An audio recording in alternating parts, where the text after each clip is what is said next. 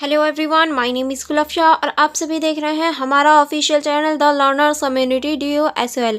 आई hope आप सभी ठीक होंगे और अपनी अपनी स्टडी कर रहे होंगे। जैसे कि आप सभी ने देख लिया होगा थंबनेल पर ही, आज की जो हमारी वीडियो होने वाली है वो हमारी इंपॉर्टेंट क्वेश्चंस की होने वाली है। तो अगर आपने अभी तक हमारे चैनल को सब्सक्राइब नहीं किया तो आप जल्दी से कर लीजिए। और ये जो आपके इंपॉर्टेंट क्वेश्चन होने वाले हैं ये आपके सेमेस्टर 1 की जो आपकी एजुकेशन की बुक है, यानी समकालीन भारत में शिक्षा, ये जो आपकी बुक है इसके आज हम लोग इम्पॉर्टेंट क्वेश्चंस कवर करने वाले हैं। क्योंकि हम लोग ऑलरेडी इस बुक को कवर कर चुके हैं, यानी सारे ही जो चैप्टर्स हैं मैं आपको कवर करवा चुकी हूँ। अगर आप में से कोई स्टूडेंट रह गया है तो आप उसको प्लेलिस्ट के माध्यम से पूरी ही चेकआउट कर सकते हैं और प्लेलिस्ट का लिंक आपको डिस्क्रिप्शन बॉक्स में मिल जाएगा।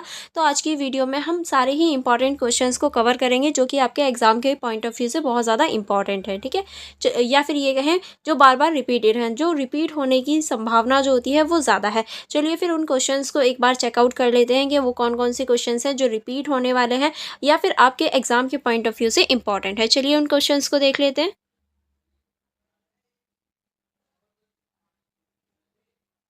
जैसे कि आप सभी देख सकते हैं हमारा क्वेश्चन नंबर 1 है, औपनिवेशिक शिक्षा का मुख्य उद्देश्य क्या था? यह भारत की स्वदेशी शिक्षा प्रणाली से किस प्रकार भिन्न थी? यानी देखिए जो औपनिवेशिक शिक्षा थी वो जो भारत में आई थी उसका क्या उद्देश्य था, वो क्यों लाई गई थी, और जो भारत की स्वदेशी शिक्षा प्रणाली है वो किस तरह से भिन्न थी औपनिवेशिक शिक्षा से। ये आपका मेनली क्वेश्चन पूछा गया है चैप्टर नंबर 1 से, जो कि बहुत ज़्यादा इंपॉर्टेंट है। ये सारी चीज़ें मैंने आपको डिटेल में चैप्टर में भी पढ़ा रखी हैं, तो आप उन्हें चेकआउट करना मत भूलिएगा। अगर देख लिए तो बहुत अच्छी बात है, तो ये आपके क्वेश्चन बहुत इजीली समझ में आ जाएगा। चलिए देखिए, आप जो इस क्वेश्चन की स्टार्टिंग कर सकते हैं, यानी किस तरह से आपको लिखना है, पूरे ही फॉर्मेट के साथ में पूरा ही आंसर मैं आपको दिखाने वाली हूँ। तो आपकी जो स्टार्टिंग होगी इस क्वेश्चन की, आप इस तरह से हेडिंग वाइज लिखेंगे कि औपनिवेशिक शिक्षा के मुख्य उद्देश्य और स्वदेशी शिक्षा प्रणाली जो थी उसकी भिन्नताएं।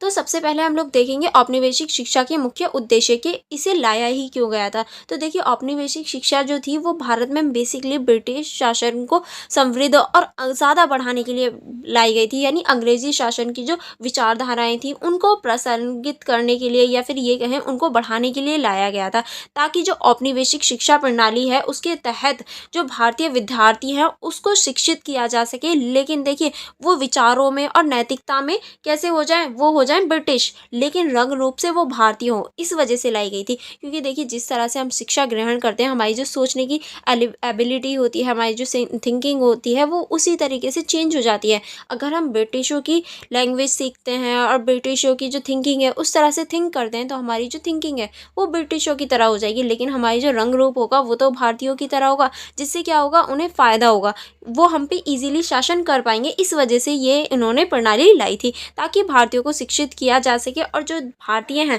उनकी जो एजुकेशन है उसको बढ़ाकर जो भारतीय लोग हैं उनकी संवाद और प्रशासन की भूमिका को बढ़ा सकें, कि वो किस तरह से हमारी जो प्रशासनिक व्यवस्था है उसमें हमारी ही भागीदारी लें, बट अपने तरीके से, ठीक है। इस वजह से ही लोगों को प्रशासनिक रूप से शिक्षित किया गया था। अब हम देखेंगे औपनिवेशिक शिक्षा के लाभ। अब देखिए लाई क्यों थी ये तो आपको पता चल गया था, कि वो हमसे काम करवा सकें, हम भारतीय होकर ब्रिटिश की तरह सोच सकें, इस वजह से लाई गई थी कि हाँ ब्रिटिश जो है वो ठीक कर रहे हैं हमारे साथ। अब इसके क्या क्या लक्ष्य थे, यानी कुछ तो लक्ष्य रहे होंगे, कुछ तो उद्देश्य रहे होंगे जो ये लाई गई थी। तो उसके उद्देश्य में पहला पॉइंट आप लिख सकते हैं प्रशासनिक वर्ग का निर्माण, यानी जो प्रशासनिक वर्ग होता है उसका निर्माण करने के लिए, यानी जो भारतीय थे वो काम करें लेकिन निम्न स्तर पर काम करें। किसके लिए? ब्रिटेन के लिए, प्रशासनिक स्तर पर काम करें, ताकि उनका काम भी हो जाए और जो समस्याएं हैं और जो विरोध आ रहा था वो भी खत्म हो जाए। और लॉर्ड मैकाले ने इसके बारे में कुछ शब्द कहे थे। उनका कहना था कि एक ऐसे वर्ग जो भारतीय रंग और रूप में हो परंतु विचार, नैतिकता और बौद्धिकता में अंग्रेज हो, यानी एक ऐसे वर्ग की स्थापना करना जो रंग रूप में बिल्कुल भारतीय हो लेकिन विचार में, नैतिकता में और बौद्धिकता में अंग्रेज हो। इस तरह से शिक्षा को दी जाए ताकि जो भारतीय लोग हैं उनकी जो दिमाग है उसको चेंज किया जा सके अंग्रेजों के अकॉर्डिंग, ठीक है। नेक्स्ट आप इसमें लिख सकते हैं ब्रिटिश संस्कृति का प्रसार, यानी भारत में जो अंग्रेजी भाषा थी और अंग्रेजों की जो संस्कृति थी उसका प्रसार करने के लिए, उसका प्रचार प्रसार करने के लिए भी लाई गई थी ब्रिटिश शिक्षा, ठीक है। और जो हमारी भारतीय विचारधाराएं थी और जो हमारी थिंकिंग थी उसको चेंज करने के लिए, क्योंकि देखिए जो अंग्रेज़ लोग थे वो हमें असभ्य मानते थे, इसी वजह से उन्होंने हमारी जो ब्रिटिश संस्कृति थी, सभ्यता थी, उसको मानने के लिए कि हम लोग उनको माने, उनको फॉलो करें भी संस्कृत उनकी शिक्षा को लाया गया था, ठीक है। ये सारी चीज़ें आप लिख सकते हैं। नेक्स्ट थर्ड पॉइंट आप इसमें लिखेंगे स्वदेशी शिक्षा प्रणाली का उन्मूलन, यानी देखिए जो भारतीय समाज था और भारत की जो परंपराएं थी और स्वदेशी जो शिक्षा थी उनके कमज़ोर करना, उनको समाप्त करना ही इसका उद्देश्य था। और जो ब्रिटिश शासन था, या ये कहें ब्रिटिश शासन की जो मान्यताएं थी, भारतीय शिक्षा प्रणाली को मजबूत करना, यानी ब्रिटिश शासन प्रणाली को लाना और अंधविश्वास और परंपराओं जैसी जो चीज़ें हैं हमारी उसमें उनको बदलना भी इसका एक उद्देश्य था, ठीक है। नेक्स्ट आप इसमें लिखेंगे अर्थव्यवस्था को नियंत्रित करना। अर्थव्यवस्था को नियंत्रित करना किस तरह से? औपनिवेशिक शिक्षा के माध्यम से भारतीयों को उनके शिक्षक के शैक्षिक करना जो ब्रिटिश अर्थव्यवस्था के विकास के लिए आवश्यक है, यानी एक ऐसी अर्थव्यवस्था का विकास करना जो कि ब्रिटेन के लिए आवश्यक है।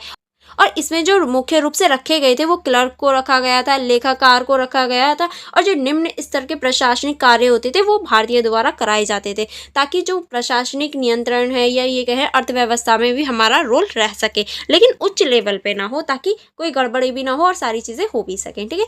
नेक्स्ट अब हम देखेंगे भारत की स्वदेशी शिक्षा प्रणाली की भिन्नताएं, यानी जो हमारी भारत की स्वदेशी शिक्षा प्रणाली है उसकी क्या क्या भिन्नताएं हैं। अब देख लेते हैं उसमें क्या क्या भिन्नताएं थी। तो पहला आप लिख सकते हैं उद्देश्यों में भिन्नताएं, यानी जो भारत की शिक्षा प्रणाली थी और जो अंग्रेज़ों की शिक्षा प्रणाली थी, दोनों के जो उद्देश्य थे उसमें भिन्नताएं थी। क्योंकि देखिए जो हमारी स्वदेशी शिक्षा प्रणाली थी उसका जो उद्देश्य था वो नैतिकता, आध्यात्मिकता और सांस्कृतिक विकास और सुनिश्चित करना था, यानी इन सभी का सुनिश्चित करना था। और जो हमारी शिक्षा प्रणाली थी उसके हर पहलू को संतुलित करना इसका उद्देश्य था, ठीक है। लेकिन जो हमारी औद्योगिक शिक्षा प्रणाली थी उसका सिर्फ एक ही उद्देश्य था कि किस तरह से ब्रिटिश शासन के हितों को सुधारा जा सके, यानी जो ब्रिटिश शासन के हित हैं उनको किस तरह से सुधारा जा सके और सभी लोग ब्रिटिश शासन के साथ हो जाएं, यही उसकी एक उद्देश्य था, ठीक है। नेक्स्ट आप इसमें लिख सकते हैं पाठ्यक्रमों की भिन्नताएं, यानी दोनों के जो पाठ्यक्रम थे उसमें भी भिन्नताएं थी। क्योंकि जो हमारी स्वदेशी शिक्षा प्रणाली थी उसमें हम धार्मिक ग्रंथों, योग, संस्कृति, गणित, खगोल विज्ञान और समाजशास्त्र का अध्ययन करते थे। लेकिन इसके बिल्कुल ही विपरीत, यानी इसके बिल्कुल उल्टा जो औपनिवेशिक शिक्षा प्रणाली थी उसके अंतर्गत अंग्रेजी भाषा, अंग्रेजी साहित्य, विज्ञान और ब्रिटिश इतिहास को पढ़ाया जाता था। हमारे इतिहास को नहीं, ब्रिटिश इतिहास को पढ़ाया जाता था, ताकि हम लोग उन पर गौरव करें, ना कि अपने आप पर, ठीक है। तो ये सारी इसमें भिन्नताएं, पाठ्यक्रमों में भिन्नताएं देखी जा सकती थी। नेक्स्ट आप इसमें लिख सकते हैं शिक्षा का माध्यम, यानी जो शिक्षा का माध्यम था वो भी अलग था। स्वदेशी जो शिक्षा प्रणाली थी उसका जो शिक्षा का माध्यम होता था वो स्थानीय भाषा होती थी, यानी जो भी हमारी लोकल लैंग्वेज होती थी वो होती थी। लेकिन जो औपनिवेशिक शिक्षा प्रणाली थी उसका जो माध्यम होता था वो हमेशा अंग्रेजी को प्राथमिकता दी जाती थी, यानी वो अंग्रेजी भाषा को बढ़ाते थे और अंग्रेजी भाषा में उच्च शिक्षा और सरकारी नौकरियों के लिए अनिवार्य बनाया जाता था। यानी अंग्रेजी भाषा में जो उच्च शिक्षा होती थी और जो सरकारी नौकरी होती थी उन्हें भी निकाला जाता था, ताकि जो स्वदेशी भाषाएं हैं और जो साहित्य है उसको नुकसान पहुंचाया जा सके और लोग उन्हें छोड़ सकें, ठीक है, और आगे जो अंग्रेजी भाषा है उसको अपना सकें, ठीक है। नेक्स्ट अब हम देखेंगे शिक्षक शिष्य संबंध, किस तरह से गुरु और एक शिष्य का संबंध होता था। चलिए देखते हैं। स्वदेशी शिक्षा प्रणाली में गुरु शिक्षक परंपरा और विशेष महत्व था, यानी जो हमारी स्वदेशी शिक्षा प्रणाली थी इसमें गुरु और शिष्य का जो परंपरागत संबंध था वो एक विशेष था, और इसमें जो शिक्षक होता था वो छात्रों के गहरा भावनात्मक और नैतिक संबंध रखते थे, यानी जो छात्रों और एक शिक्षक होता था वो एक गहरा भावनात्मक संबंध रखते थे। लेकिन औपनिवेशिक शिक्षा प्रणाली में जो छात्र होते थे, छात्रों का संबंध केवल शिक्षा देने और लेने तक ही सीमित था, यानी यहाँ पर जो शिक्षा लेना और देने तक ही इनका संबंध सीमित था, इससे आगे कुछ नहीं, या फिर इससे आगे कोई भी उनका संबंध नहीं होता था। पर भारत में ऐसा नहीं होता। अब ये तो बहुत पुरानी बात है, अगर अब भी आप देखें तो आप भी किसी ना किसी अपने टीचर से अटैच रहे होंगे और वो भी टीचर आपसे कहीं ना कहीं अटैच रहा होगा, क्योंकि अभी भी जो हमारे स्कूल्स होते हैं, कॉलेजेस होते हैं, वहाँ आप देखेंगे कोई ना कोई फेवरेट टीचर या फेवरेट स्टूडेंट ज़रूर होता है टीचर्स का।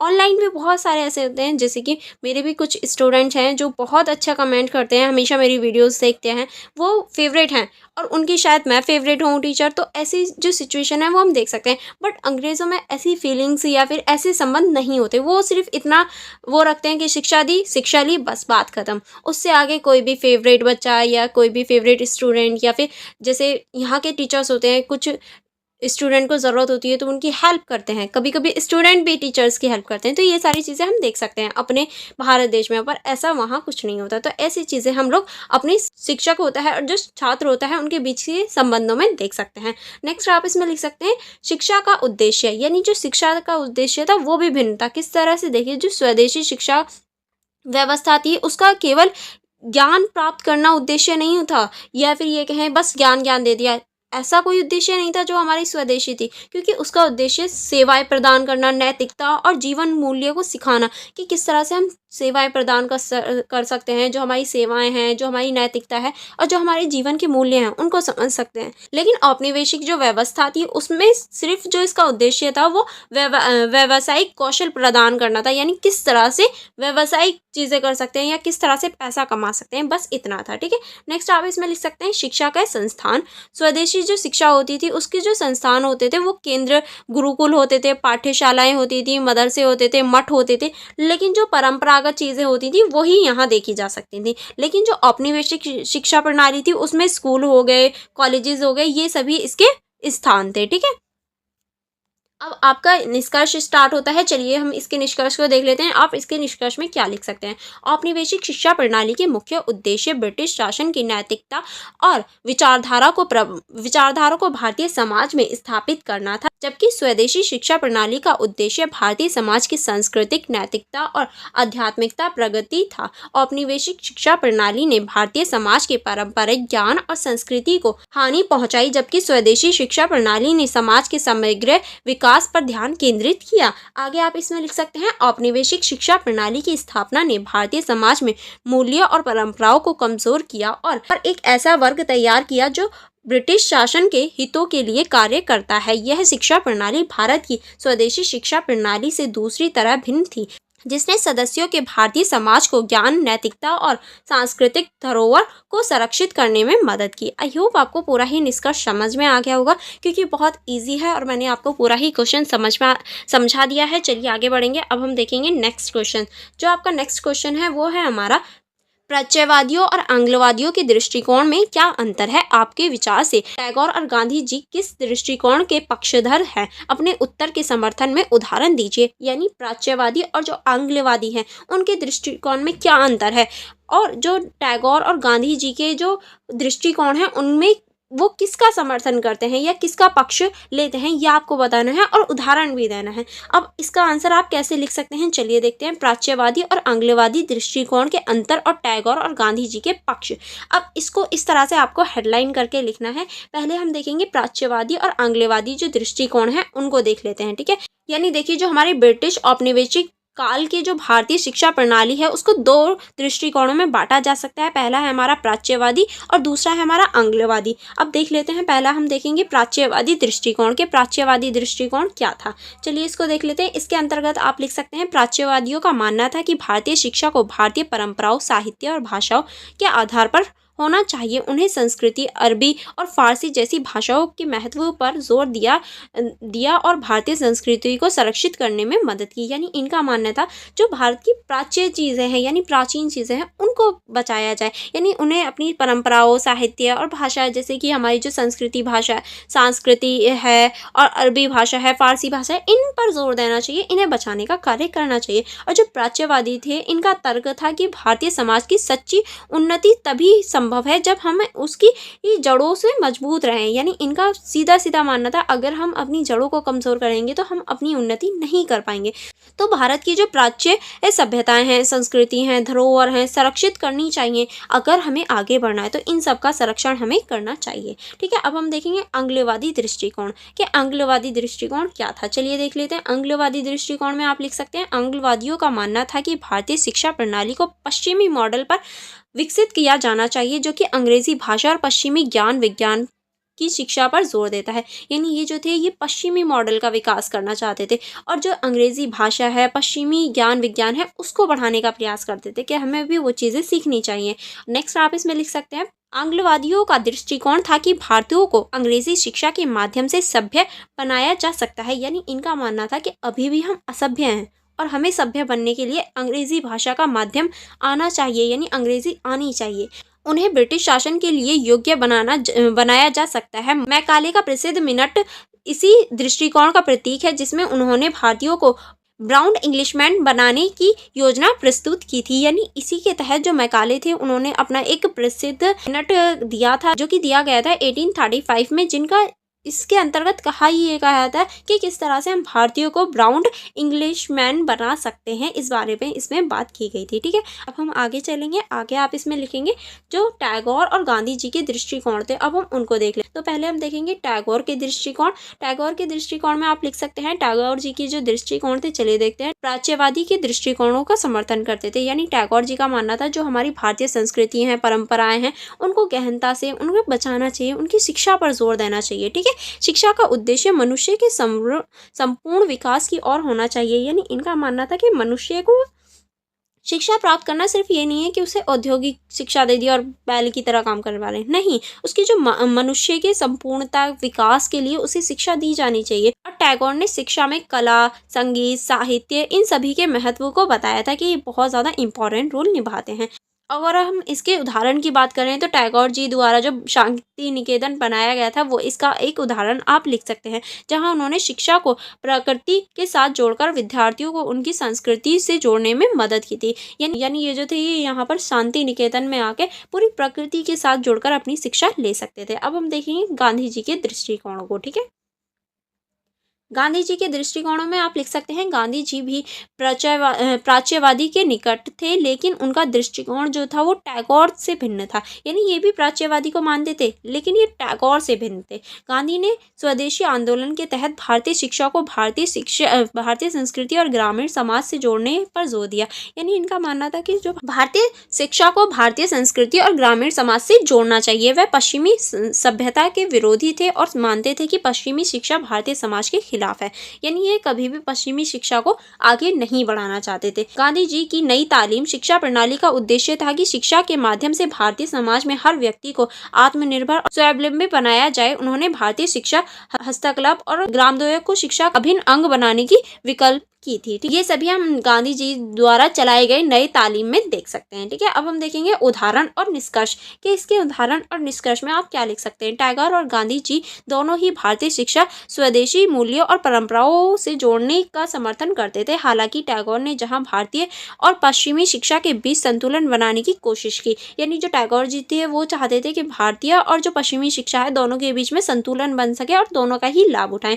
वहीं गांधी जी पूरी तरह से पश्चिमी शिक्षा के विरोध में थे और स्वदेशी पर आधारित शिक्षा प्रणाली ही सही मानते थे। और गांधी जी का मानना था कि जो पश्चिमी शिक्षा है वो बेकार है, हमें उसकी तरफ आकर्षित नहीं होना है, हमें सिर्फ अपनी स्वदेशी शिक्षा पर ध्यान देना है। ठीक है, नेक्स्ट आप इसमें लिख सकते हैं, इस प्रकार टैगोर और गांधी दोनों ही प्राच्यवादी के दृष्टिकोण का समर्थन करते थे, लेकिन उनके दृष्टिकोण में मामूली अंतर था। टैगोर ने शिक्षा को कला, संगीत और संस्कृति विकास के माध्यम बनाया, जबकि गांधी ने इसे आत्मनिर्भर और स्वावलंबन के साधन के रूप में दिखाया। यानी दोनों के जो विचार थे थोड़े से सिमिलर थे, थोड़े से डिफरेंस थे, क्योंकि जो टैगोर जी थे वो कला, साहित्य और संस्कृति को आगे बढ़ाना चाहते थे, जबकि गांधी जी ये कहते थे कि हमें लोगों को आत्मनिर्भर बनाना है। आई होप आपको ये क्वेश्चन भी अच्छे से समझ में आ गया होगा। अब हम नेक्स्ट क्वेश्चन देखेंगे, जो हमारा नेक्स्ट इंपॉर्टेंट क्वेश्चन है। नेक्स्ट जो आपका क्वेश्चन नंबर 3 है वो पूछ रहा है, भारत में आधुनिक शिक्षा की प्रक्रिया का प्रारंभ कैसे हुआ? मैकाले के कार्यव्रत का संक्षिप्त में उल्लेख कीजिए। यानी जो भारत में आधुनिक शिक्षा प्रणाली है उसका प्रारंभ किस तरह से हुआ था और मैकाले के कार्यव्रत संक्षिप्त में आपको बताना है। इसके अंतर्गत आप लिख सकते हैं, भारत में आधुनिक शिक्षा की प्रक्रिया का आरंभ औपनिवेशिक काल में हुआ था। यानी जो हमारी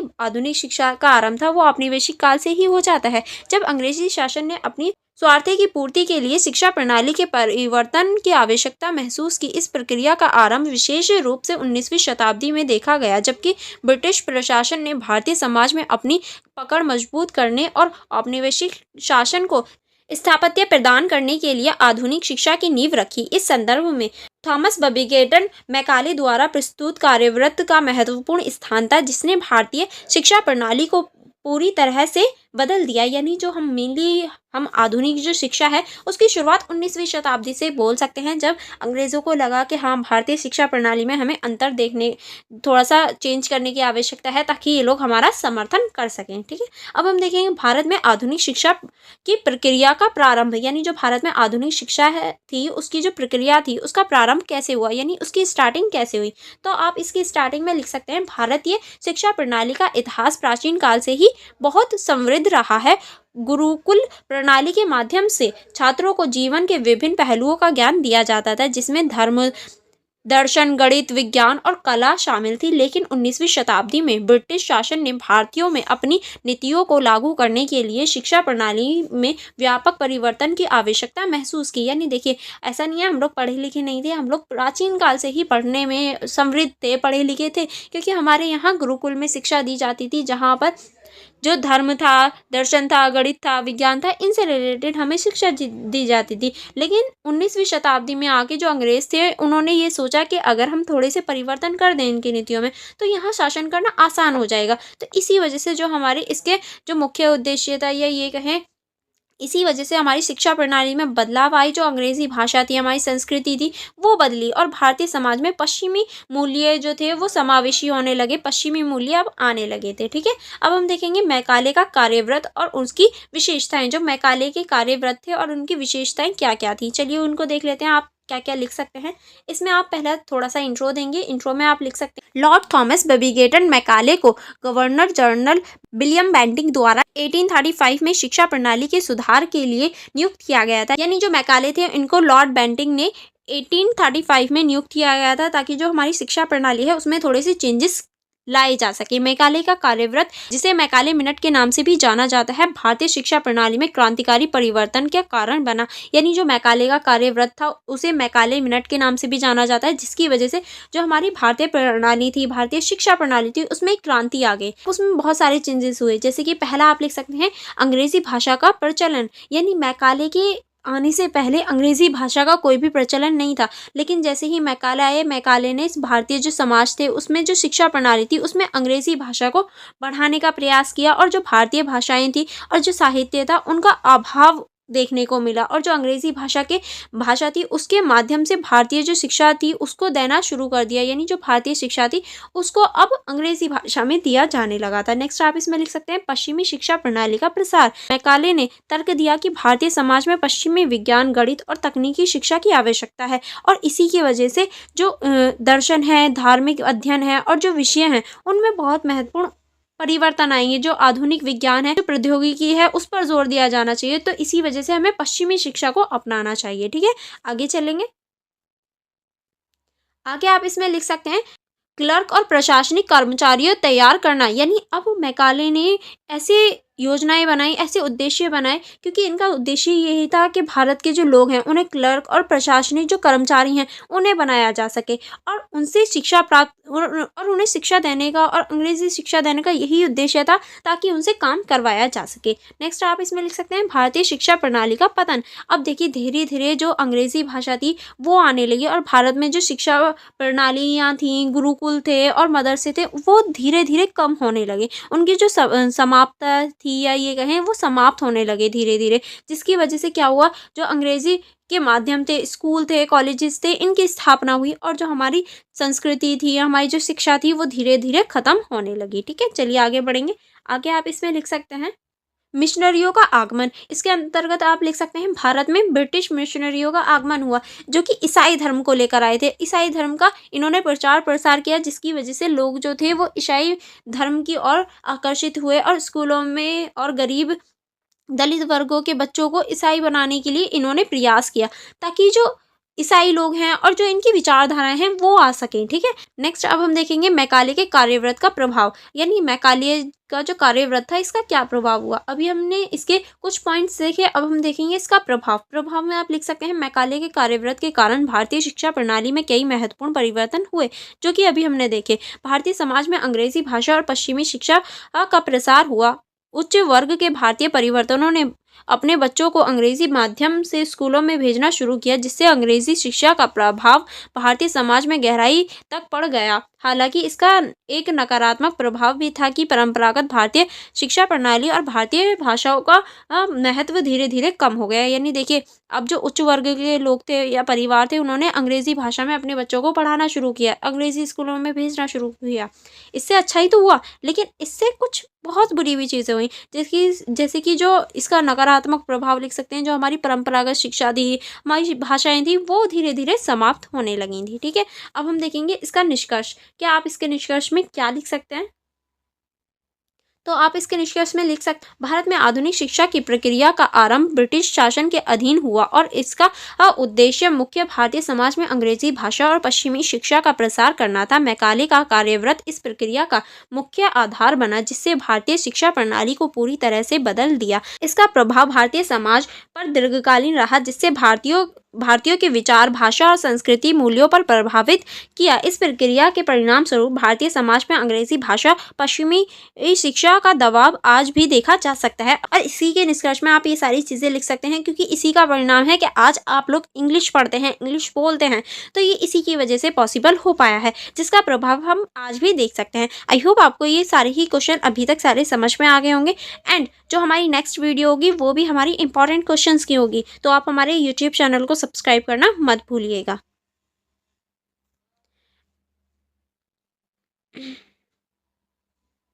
एंड फॉर मोर कनेक्टिविटी आप हमारे इंस्टाग्राम आईडी को चेकआउट कर सकते हैं, आप हमारे टेलीग्राम ग्रुप से जुड़ सकते हैं। अगर आपने अभी तक हमारे यूट्यूब चैनल को सब्सक्राइब नहीं किया है तो आप जल्दी से सब्सक्राइब कर लीजिए। एंड अगर आप चाहते हैं जितनी भी प्रीवियस मैंने वीडियोस पढ़ाई हैं, यानी आपके जो चैप्टर है वो पूरा ही, अगर आप यानी आपकी जो बुक है उसके जो नोट्स हैं आप उन्हें देखना चाहते हैं और अपने इंपॉर्टेंट क्वेश्चंस को कवर करना चाहते हैं, तो आप हमारा app the learners community DUSOL को चेकआउट कर सकते हैं, जहां आप ये सारी ही चीज़ें फ्री में देख सकते हैं और अपनी स्टडी को और भी ईजी वे में कर सकते हैं। चलिए फिर मिलेंगे नेक्स्ट वीडियो में। Thank you for watching everyone.